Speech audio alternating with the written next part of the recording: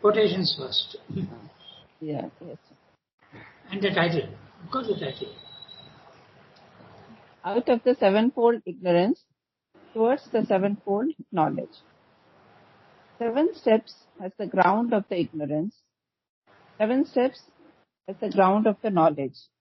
Mahopanishad. He found the vast thought with 7 heads that is born of the truth. He created some fourth world and became universal. The sons of heaven, the heroes of the omnipotent, thinking the straight thought, giving voice to the truth, founded the plane of illumination and conceived the first abode of the sacrifice.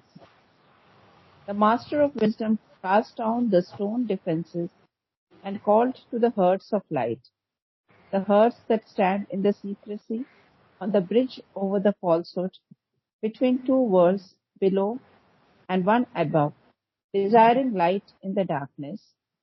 He brought upward the ray herds and uncovered from the veil the 3 worlds. He shattered the city that lies hidden in ambush and cut the 3 out of the ocean and discovered the dawn and the sun and the light and the word of light. Rigved.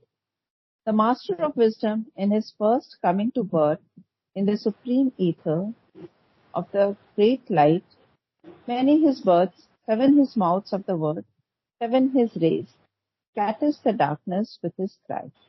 Rigved. Now, these quotations are not easy to understand because they make sense only to one who has had the experience. If you don't have the experience, what they are talking about, we don't know what. So, suppose you haven't seen an animal and it is being used, one word is being used for that, you don't know what it is. This is exactly very difficult. Exactly. And on top of that, the Sanskrit has been translated into English, and Silver has done that to the best of his capacity, and he has to use language which will correspond to the truth of the Rig Veda, but will make no sense to us. Okay? So it's very difficult unless you know exactly what they are talking about. Sons of heaven. Now who the hell are the sons of heaven? Heroes of the omnipotent. Who are they? So all these things are very difficult to understand. Ray herds. Okay? So anyway, we will skip that and then we'll come to... Okay. Yeah. Okay, Ranga. So I read the first paragraph? Yes, please do that. I read the first paragraph. Yes. All evolution is in essence a heightening of the force of consciousness in the manifest being so that it may be raised into the greater intensity of what is still unmanifest, from matter into life, from life into mind, from mind into the spirit. It is this that must be the method of our growth from a mental into a spiritual and supramental manifestation, out of a small half-animal humanity into a divine being and a divine living. There must be achieved a new spiritual height, wideness, depth, subtlety, intensity of our consciousness, of its substance, its force, its sensibility, an elevation, expansion, plasticity, integral capacity of our being, and an assumption of mind and all that is below mind into that larger existence. In a future transformation, the character of the evolution, the principle of evolutionary process, although modified, will not fundamentally change, but on a vaster scale and in a liberated movement, royally continue. A change into a higher consciousness or state of being is not only the whole aim and process of religion, of all higher asceticism, of yoga, but it is also the very trend of our life itself. The secret purpose is found in the sum of its life. The principle of life in us seeks constantly to confirm and perfect itself on the planes of mind, vitality and body, which it already possesses. But it is self-driven also to go beyond and transform these gains into means for the conscious spirit to unfold in nature. If it is merely some part of ourselves, intellect, heart, will, or vital desire self, which, dissatisfied with its own imperfection and with the world, strives to get away from it to to a greater height of existence, content to leave the rest of the nature to take care of itself or to perish, then such a result of total transformation would not eventuate, or at least would not eventuate here. But this is not the integral trend of our existence. There is a labor of nature in us to ascend with all ourselves into a higher principle of being than it has yet evolved here. But it is not a whole will in this ascension to destroy herself in order that higher principle may be exclusively affirmed by the rejection and extinction of nature, to heighten the force of consciousness until it passes from a mental, vital, and physical instrumentation into the essence and power of the spirit is the indispensable thing. But that is not the sole object or all the thing to be done. Okay, so as usual, Shando's language is a little complex, so we'll try to see what you say. We'll go sentence by sentence. But before we go sentence by sentence, we will get the gist of what he's saying, then go into sentence by sentence. So the gist of what he's saying is like this, not in his words, but in our words. What is evolution? Whenever we read the para, you must say, what is he dealing with? So you ask yourself a question as to what he is dealing with in this para. So according to me, he is talking about evolution here. What is evolution? It is a process by which the manifested being, which is limited and imperfect, raises itself in consciousness in order to escape from its limitations and imperfections. It means that the powers not yet actively part of life become operative in body, life and mind. Thus, from matter has sprung up life, and from life mind has appeared, and now the evolution must go on to spirit. Okay? Evolution means that from a half-animal state, man must rise to a divine level and make earthly life divine in every way. The process of the past evolution from matter to life and mind will continue, but on a much grander scale. It will transform ignorance to knowledge. The inherent principle of life is towards perfection. But mind and life seek to exceed themselves. It is not the development of only some part of the being that must reach its summit, leaving out all the rest to be destroyed. It is not a replacement of the old and inferior by the new and superior. Evolution means to raise our entire being to new spiritual heights, taking all parts of the manifested being to new spiritual states. Each part of the inferior nature must develop and perfect itself to reach their corresponding highest levels.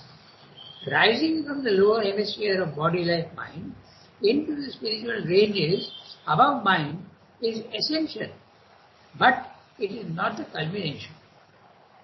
Very clearly, the last sentence is that yes, man has to rise to the spiritual plane of consciousness, but it is not the culmination.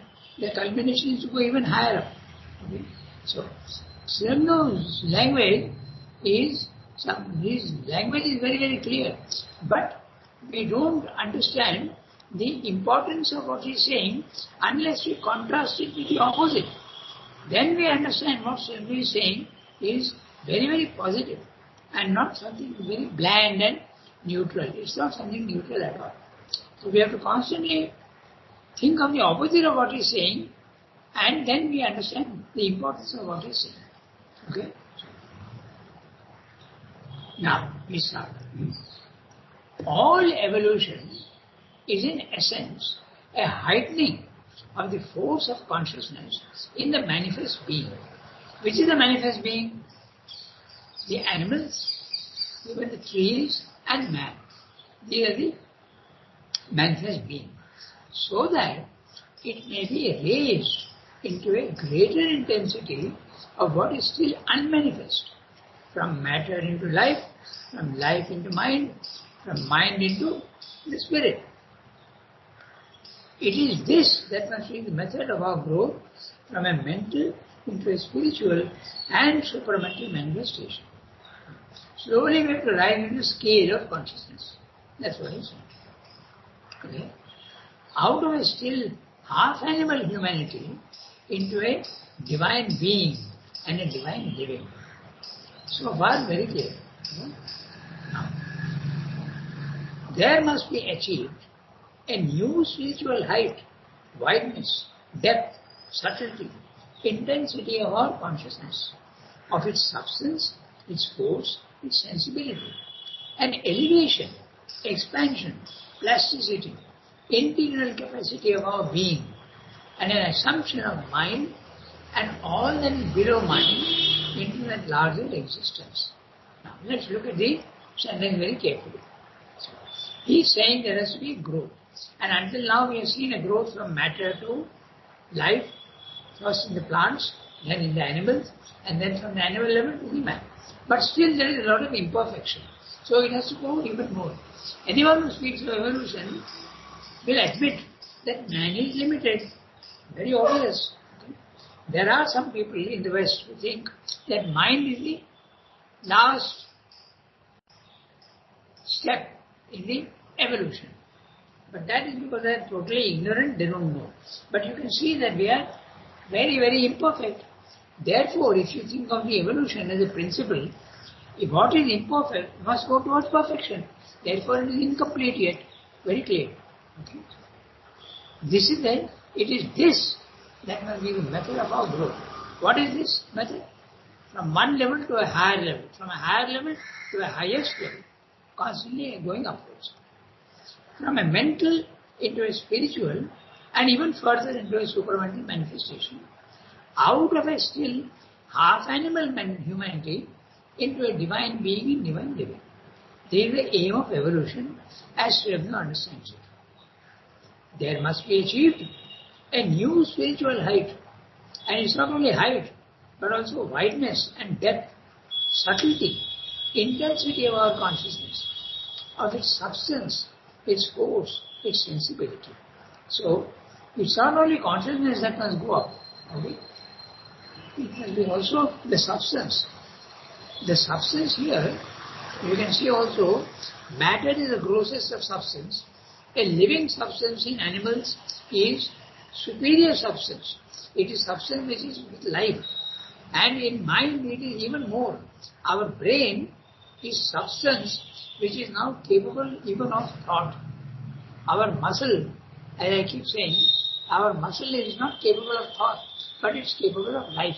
So there is substance also goes on increasing more and more towards subtlety and more consciousness.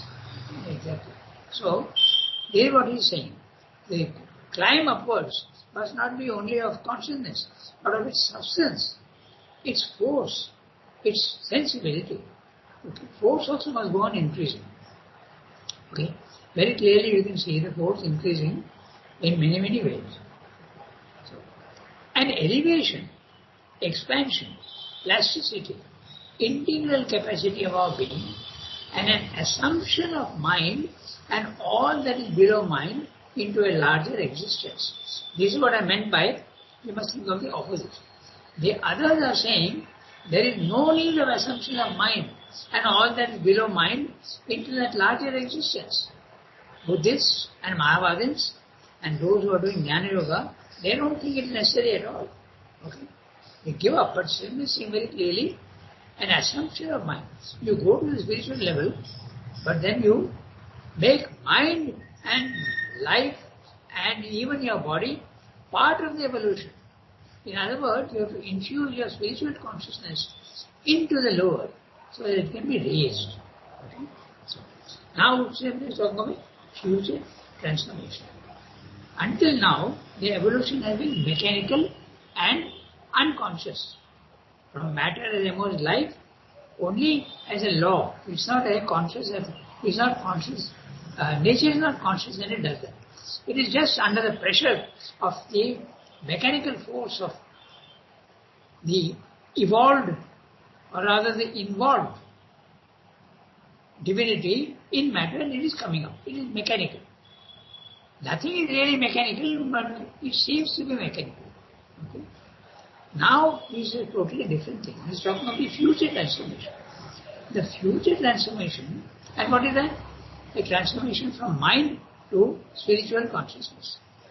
In a future transformation, the character of the evolution, the principle of evolutionary process, although modified, will not fundamentally change, but on a vaster scale and a liberated movement, royally continue.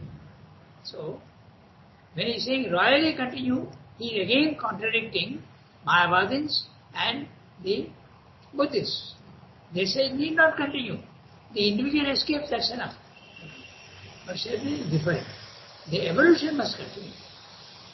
A change into a higher consciousness or state of being is not only the whole aim and process of religion, even religion, which is not really spiritual, is the idea of going higher and higher. A change into a higher consciousness, in a future transformation, the character of the evolution, the principle of evolutionary process, although modified, how modified? Because of the change of the laws. You start applying newer laws. Okay? Even at the lower level, the laws of matter are overpassed when the laws of life come in. And when the laws of mind come in, they also go beyond the laws of life. So in that way, modified. But will not fundamentally change, but on a vaster scale and a liberated movement. Liberated movement. Now it is not dependent on matter. Until now, even mind is depending on matter. So it will royally continue. A change into a higher consciousness or state of being is not only the whole aim and process of religion, of all higher ascesis. Ascesis, tapasya. Okay? So, wherever you are doing tapasya, it will go that way. It is going towards a more perfect condition of yoga. So, he is talking of religion, higher ascesis, of yoga. Okay? But it is also the very trend of our life itself. The secret purpose found in the sum of its labor. Okay? The secret purpose starts in matter itself. And in mind also, from matter, the secret process is there very clearly also in animal, and from there to mind. And mind definitely, the idea of progress starts from the mental level. The idea of progress does not exist in the animal, nor in matter. But from mind onwards, that is why it is a liberated movement. Not only the very trend of life itself, the secret purpose found in the sum of its labor. The principle of life in us seeks constantly to confirm and perfect itself on the planes of mind, vitality and body, which it already possesses. But it is self-driven also to go beyond and transform these gains into means for the conscious spirit to unfold in nature. So, there is the, and what is that is causing this self-driven force? It is self-driven also to go beyond. The self-driven is the divine presence in the body. That's the self-driven. But it is self-driven also to go beyond and transform these gains into means for the conscious spirit to unfold in nature. This urge towards perfection need not be very clearly only spiritual. Just think of science. Okay? What is science aiming at? A better and better condition. So many of you are doctors there on the panel.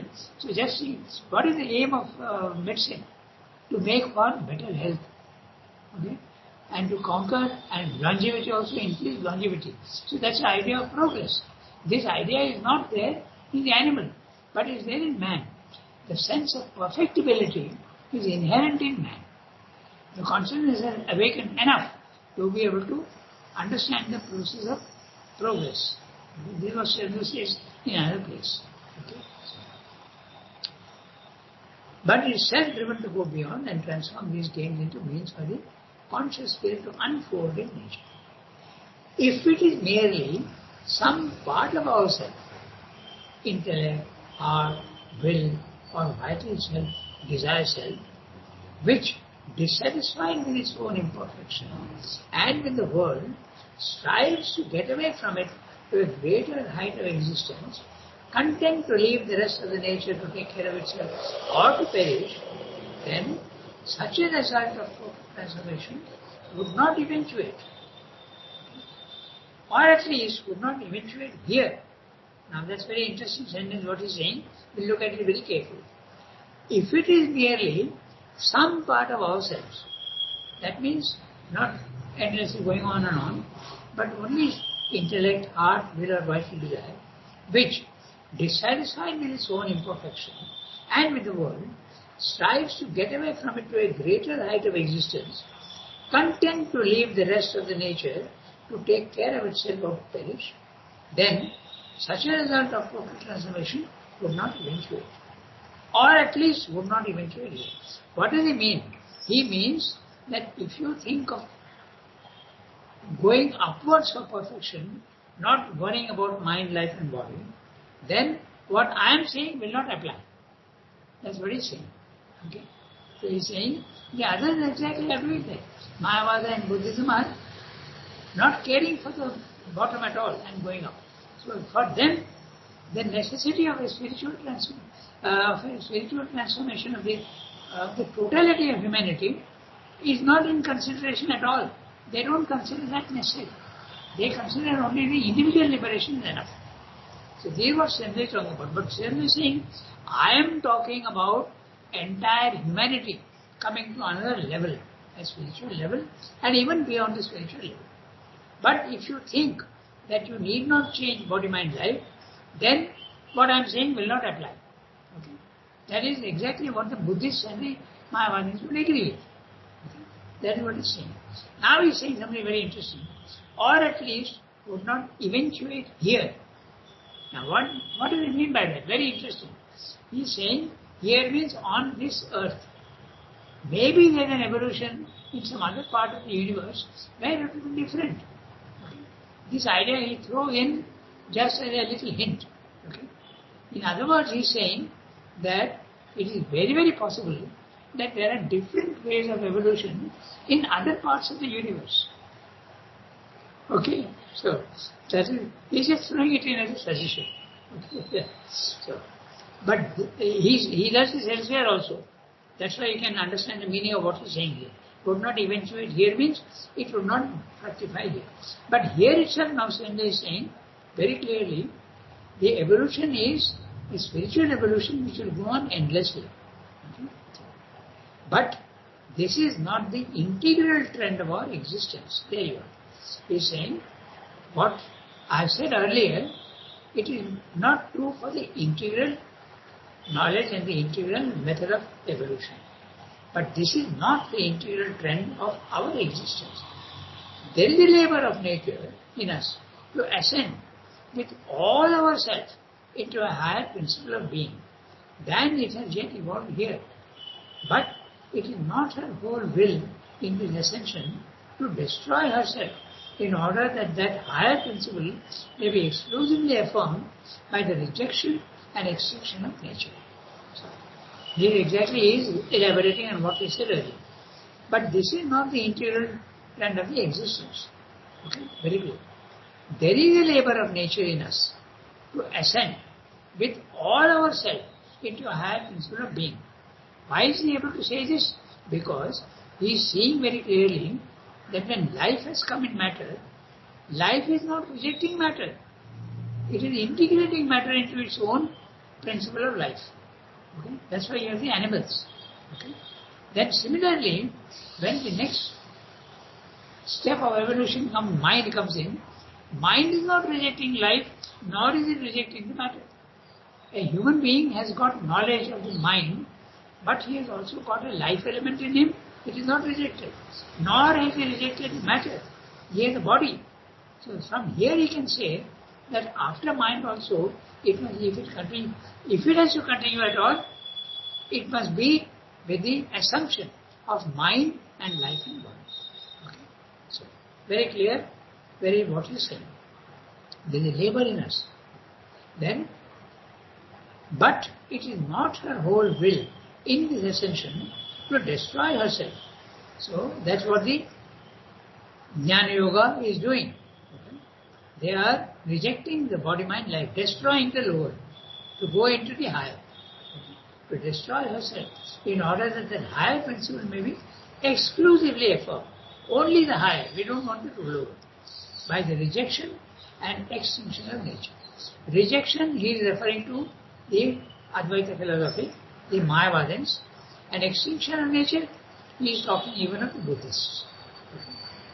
To heighten the force of consciousness until it passes from a mental, vital and physical instrumentation into the essence and power of the spirit is the indispensable thing. But that is not the sole object or all the thing to be done. So last sentence means, yes, of course we have to go to the spiritual level of consciousness. No doubt. But that's not the last. That's what he's saying.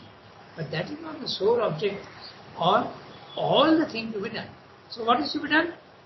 We have to go to the supramental so that we have the power to change even the lower.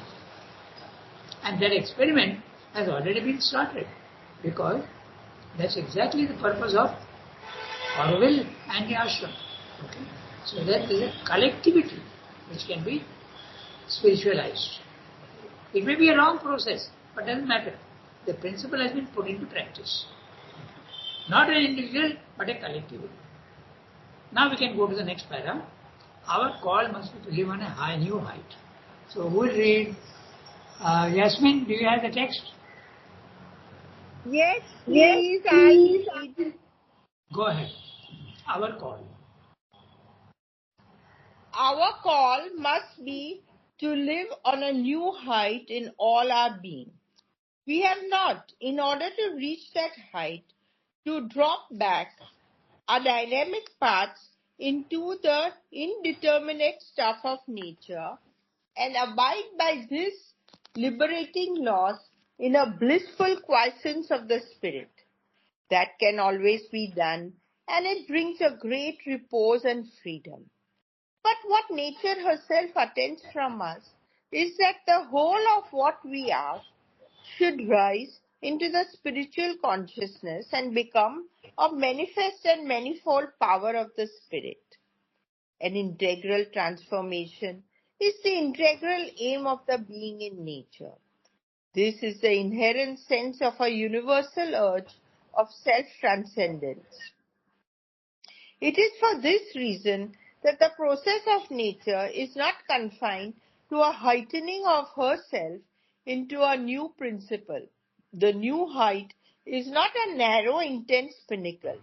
It brings with it a widening and establishes a larger field of life in which the power of the new principle may have the sufficient play and room for its emergence. This action of elevation and expansion is not confined to an utmost possible largeness in the essential play of the new principle itself. It includes a taking up of that which is lower into the higher values. The divine or spiritual life will not only assume into itself the mental, vital, physical life, transform and spiritualize, but it will give them a much wider and fuller play that was open to them so long as they were living on their own level. Our mental, physical, vital experience need not be destroyed by our self-exceeding, nor are they lessened and impaired by being spiritualized. They can and do become much richer, greater, more powerful and more perfect in their divine change. They bring into possibilities which in their unspiritualized condition could not be practicable or imaginable. Okay, so we have about 8 minutes left. So first what I'll do, we'll get the gist of what he's saying by reading the summary. And then we'll try to start. I don't think we may not be able to finish, but we will start. Now, What is he saying here in this paragraph? The spiritualization of man must include all the parts of the being. In other words, body, vital and mind. They also must change. They also must become spiritual. It is not like the ascetic way, a rejection of the lower nature in order to ascend into the planes above mind. Constantly he is stressing this important thing, that when you go into a higher level of consciousness and get knowledge and ananda and power, bring that down to the lowest level. Okay? That's constantly his stress and insistence. As the consciousness rises, the new summits reached must not be narrow, pointed pinnacles. Only at that level it is possible. No, it is possible at the lower level also. The power of the higher planes must percolate into the lower hemisphere and enlarge its scope. In other words, the ascent of evolution is not an escape into the more perfect by abandoning the lower parts in imperfection. Ascension must also have an integration, a raising, widening and perfecting of the lower reaches of our existence. As you keep climbing higher and higher, don't forget the lower. That also you have to change. That also is a creation of the divine. And that also must go towards perfection. That's what he's saying. Okay. So we still have about 6 minutes. So we will start looking at the para. Our call must be to live on a new height, on a new height in all our being. What's he saying? What is our call? He's saying, my philosophy, okay, my view of life, okay, our call. Our call means my way of looking at things. Okay. Very clearly, that's what it means. Must be to live on a new height. This is way of speaking. He always says we. He never says I. Very rarely will he say I. Okay. Our call must be to live on a new height in all our being. Okay. You have to stress the word in all our being. That means the spiritual consciousness must be there not only in the mind but also in the vital. It must become perfect, as well as the body also must become perfect.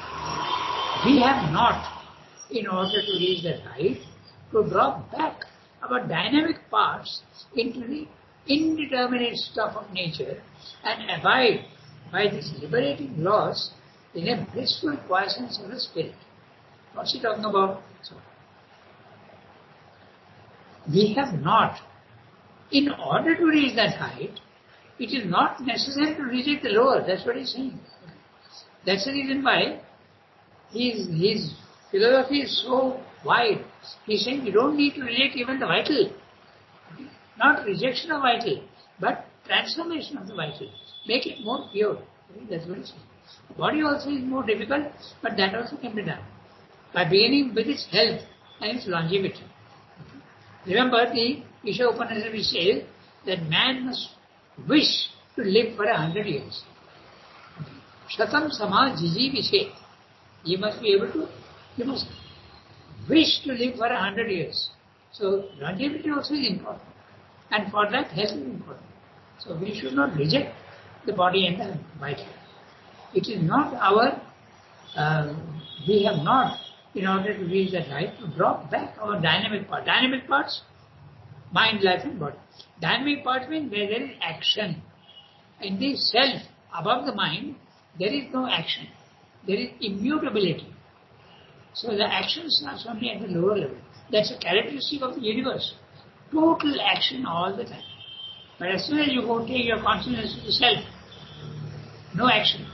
It's a witness self. It is immutable. No mutability at all. So dynamic parts mean body, mind, life. Okay? Into the indeterminate stuff of nature. What happens? Our mind, when it is when the mind, after death, the mind goes back to the indeterminate stuff of mind plane. Our vitality becomes part of the indeterminate stuff of universal life force.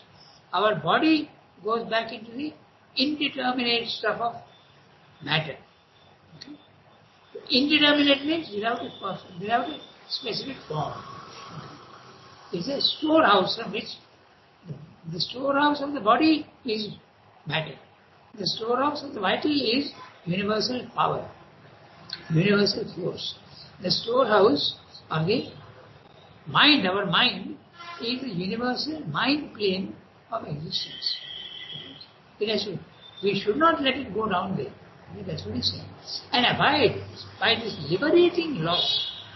That's so interesting. Almost like oxymoron. Liberating loss. You have lost your body-mind life when you go to the self, but you should not be content there. When you lose your contact with mind, life, body, you are liberated. Okay? So that's what it meant. But that liberating, you are losing the body-mind life. That should not be. After being liberated, come back and claim your body-mind life also. How? In a blissful quiescence of the spirit. The loss is the blissful quiescence of the spirit. Don't be satisfied only with the blissful quiescence of the spirit. That can always be done, and it brings a great repose and freedom. That can always be done means rising to the spiritual level of consciousness can always be done. But to bring it down into nature is a difficult part. And that is what my philosophy and my yoga says it has to be done. That's what it means. That can always be done and bring a great repose and freedom. But what nature herself attends from us is that the whole of what we are, including body, mind, life, should rise into the spiritual consciousness and become a manifest and manifold power of the spirit. An integral transformation is the integral aim of the being in nature. He is insisting that what I am saying is inherent in nature itself. The idea of perfectibility is there in nature. That's what he is saying. This is the inherent sense of a universal urge of self-transcendence. It is for this reason that the process of nature is not confined to a heightening of herself into a new principle. The new height is not a narrow, intense pinnacle. It brings with it a widening and establishes a larger field of life in which the power of the new principle may have sufficient play and room for its emergence. So in other words, don't be satisfied only with your rising to the higher level of consciousness. This is what he says in one letter. He says that when in Baroda I had a silent mind and knowledge. It is perfectly valid there at the third floor. Your consciousness rises third floor and you have the knowledge there. But as soon as you come down to the ground floor, you come back into your body-mind life, it's very difficult to make that knowledge and power that you had there practical here. It's very difficult. It has to be done. So Sevenfold says that it took a fairly long time for me to stabilize that silence and that knowledge in the body-mind life. So we'll stop here today, and next time we'll continue from where we are living. It is for this reason. We'll take it from there. Okay? So, au revoir everybody. Au revoir. Au revoir. Au revoir. Thank you, Ranga.